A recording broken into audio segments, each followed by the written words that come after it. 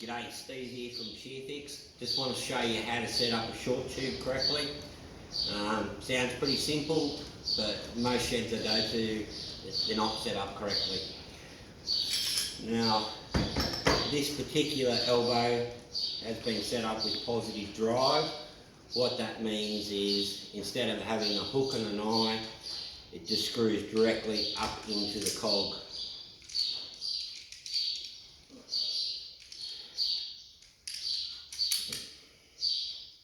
It's a very good setup, just does away with a wear point.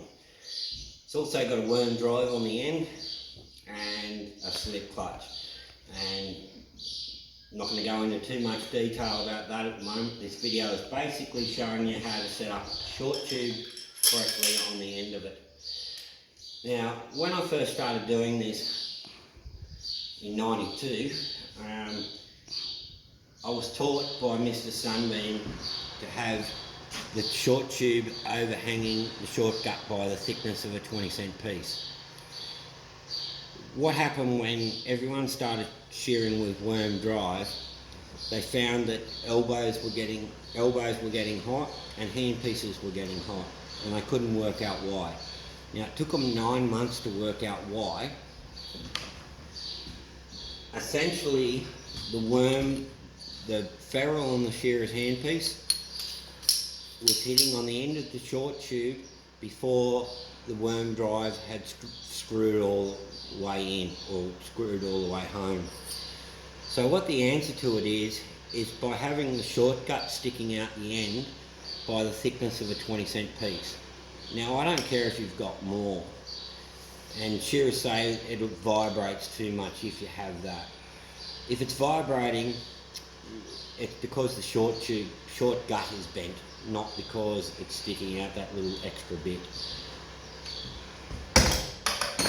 So essentially, this representing the worm on the handpiece, this representing the worm on the short gut,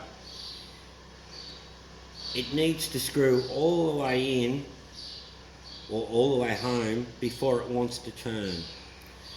When the shearer has the short tube overhanging the short gut, essentially it's not all the way home, and it's trying to continue to screw in. So essentially it's trying to pull the cog in on the back of the shearer's handpiece, and it's also pulling the cog into the back of the elbow. Now, this one's not bad, but it's worn the back of the cog, and I replace more cogs for the back of the cogs being worn out than I do actually the teeth. It's also started to wear into the back of the back of the elbow. Now, this particular elbow would have been hot when they were shearing on it. The elbow shouldn't run hot. And the shearer's handpiece would be running hot, and if nothing else, it would be slowing the plant down a little bit and causing drag. So the answer to it is, and so if that's the worm on the shearer's handpiece, that's the worm in the short gut, you're only getting halfway in there before the ferrule hits on the end of the tube, and then it's just trying to suck both cogs in. So the answer to it is, with the slot lining up with that hole in the elbow, which sounds pretty stupid, but most sheds aren't, with the short gut sticking out the thickness of a 20-cent piece, that will just stop the elbow getting hot, and it'll stop the shearer's handpiece getting hot, and it'll just stop things wearing out unnecessarily. Anyway, that's pretty much it. I'm going to move on to the long gut now.